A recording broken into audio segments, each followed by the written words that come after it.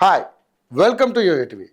SC ఉపకులాల్లో ఒక వర్గానికి సంబంధించిన వారే ఎక్కువ ఫలాలు అందుకుంటున్నారనే దానిపై మందకృష్ణ మాదిగ రిజర్వేషన్ పోరాట సమితిని ఏర్పాటు చేశారు.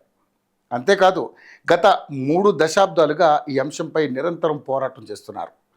ఆ పోరాటానికి కేంద్రం గుర్తించి దానిపై ఒక కమిషన్ ఏర్పాటు చేసింది. త్వరలో పార్లమెంట్లో బిల్లు ద్వారా చట్టరూపం సంతరించుకోనుంది. మరోవైపు ఎస్సీలో మరో వర్గం వారు ఎస్సీ వర్గీకరణపై గుర్రుగా ఉన్నారు. మరోవైపు మందకృష్ణ మాదిగలు ఇతర ఉపకులాల కోసం చేస్తున్న పోరాటాన్ని గుర్తించి ఆయన్ని పద్మశ్రీతో గౌరవించింది. తాజాగా ఎస్సీ వర్గీకరణ వివాదం కొలికి వచ్చేలా కనిపిస్తోంది.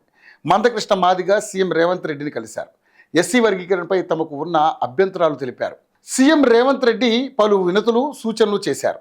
ఎస్సీ వర్గీకరణపై ప్రభుత్వం తీసుకున్న నిర్ణయాన్ని స్వాగతిస్తామన్నారు మందకృష్ణ మాదిగ. కమిషన్ నివేదికలో కొన్ని లోపాలు ఉన్నాయన్నారు. దళిత కులాల హక్కులు, అస్తిత్వం, భవిష్యత్తు ప్రమాదంలో పడే అవకాశం ఉందన్నారు. అయితే మంత్రి రాజనరసింహకు తెలియకుండానే మందకృష్ణ మాదిగ సీఎంను కలిశారని తెలుస్తోంది. రాజనరసింహపై మందకృష్ణ ఆగ్రహంగా ఉన్నారని చెబుతున్నారు. రేవంత్ రెడ్డిని చాలా తీవ్రంగా వ్యతిరేకించే మందకృష్ణ మాదిగ చివరకు ఆయనకు సోదరుడిలాగా అండగా ఉంటారని ప్రకటించాల్సి వచ్చింది. అలా వచ్చేలా సీఎం రేవంత్ రెడ్డి రాజకీయం మార్చుకున్నారు. కాంగ్రెస్ ప్రభుత్వానికి చావుడప్పు కొడతానని మందకృష్ణ ఉద్యమం ప్రకటించి వారం రోజులు కాకముందే యూటర్న్ తీసుకున్నారు. రేవంత్ రెడ్డిని స్వయంగా కలిశారు. వర్గీకరణ రిజర్వేషన్ తీర్మానాన్ని ఆమోదించినందుకు ధన్యవాదాలు తెలిపారు. మందకృష్ణ ఒక్కసారిగా ఇలా రేవంత్ రెడ్డి ఫ్యాన్గా మారిపోవడం రాజకీయ వర్గాలను ఆశ్చర్యపరిచింది.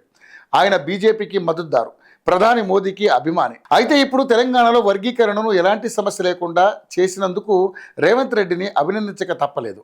ఇంకా సమస్యలు ఉన్నాయని, కొన్ని మాదిగ ఉపకులాల జనాభా వారికి కేటాయింపులపై మార్పులు చేర్పులు జరగాల్సి ఉందన్నారు.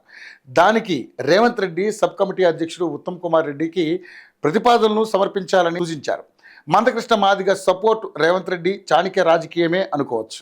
ఎస్సీ వర్గీకరణ కోసం ఎంఆర్పీఎస్ పెట్టిన మందకృష్ణ సుప్రీంకోర్టులో తీర్పు వచ్చిన తర్వాత తొలిసారిగా తెలంగాణ సీఎం అసెంబ్లీలో వర్గీకరణ చేస్తానని ప్రకటించినప్పుడు అభినందించలేదు.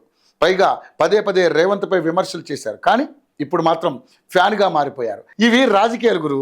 ఈరోజు శత్రువులే రేపటి మిత్రులు అవుతారు.